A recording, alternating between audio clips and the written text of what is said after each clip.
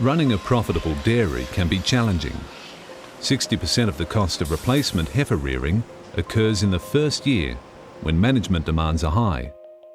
Inadequate growth rates in the first 12 months for replacement heifers can delay sexual maturity and therefore delay age at mating and calving. Each kilogram increase in live weight attained before a heifer calves equates to 7 litres of milk per lactation after calving.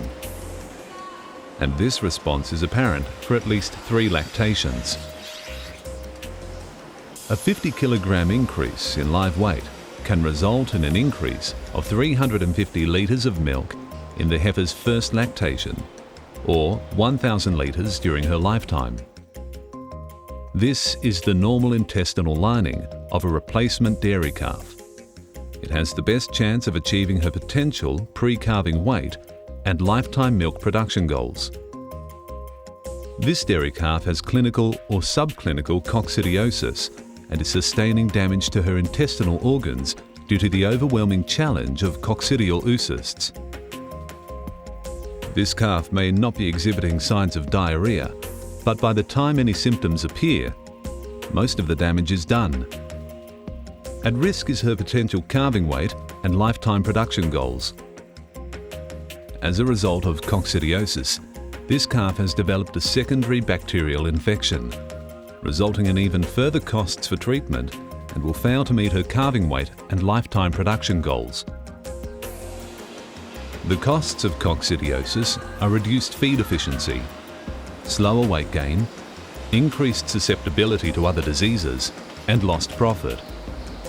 Studies found that not only is subclinical coccidiosis infection occurring in up to 95% of cases, the disease can set back calves' growth by as much as 2 months. In a recent survey, 52.5% of Australian veterinarians who service dairy herds considered coccidiosis to be a frequent cause of scours in calves. 91.2% believed that calves could be suffering from subclinical coccidiosis without being diagnosed. Coccidiosis is not caused by a virus or a bacterium, but by a one-cell parasite from the genus of the Eimeria and the group Protozoa. Cows and calves take up the Eimeria parasites from the environment or from feed. After a period of 15 to 21 days, they start to excrete the so-called oocysts, which are encapsulated and highly resistant cyst forms. Once it has entered the air, when temperature and moisture are optimal, the parasites sporulate, or effective oocysts develop. Other cows or calves take up the infective oocysts, and the cycle continues. It's important to note that long before calves show clear symptoms of coccidiosis infection, the parasite may already have attacked calves, causing long-term damage in the intestine. Dramatic economic losses begin with infection, immediately after the infective oocysts have been taken up. The animal's intestinal mucous membrane is massively attacked and progressively destroyed. This results in poor absorption of nutrients, weakened immune defense, and increased risk of secondary infection, which then subsequently leads to reduction in weight gain, inadequate growth rates, a delay in reaching sexual maturity and age at mating and calving. With more than 20 years of expertise in coccidiosis control, Bayer can now provide a single-dose convenience with Baycox cattle. It's effective. Baycox controls the main pathogenic strains of Coccidia found in calves, Eimeria bovis and Eimeria zorni, including all their intracellular stages in both small and large intestine.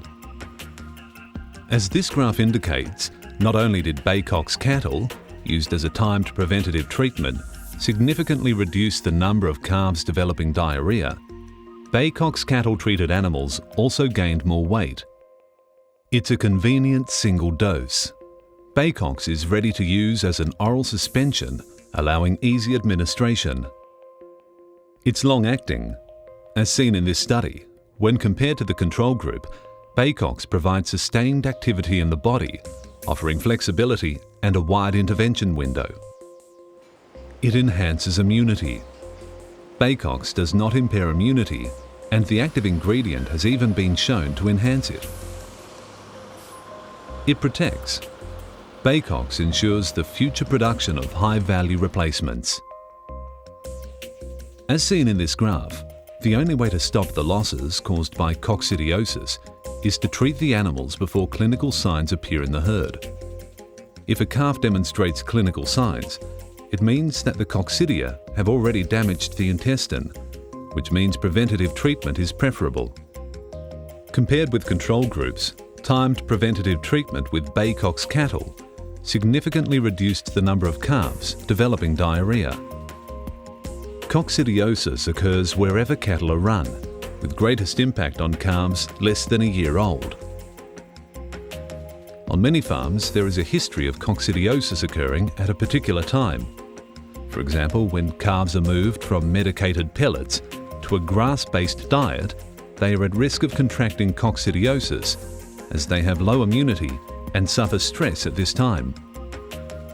Therefore, timing of treatment is important. Starting preventative treatment 1 week before calves are moved to pasture will prevent the outbreak of the disease. Baycox is active for many weeks in the body, preventing infection but not interfering with development of immunity. Coccidiosis is probably the second most important cause of diarrhea in calves.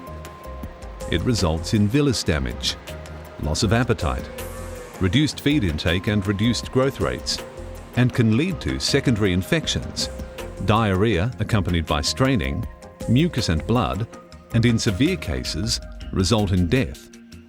Baycox cattle, as a single-dose preventative treatment, ensures replacement heifers can achieve optimum pre-calving weights and deliver their true potential in milk production.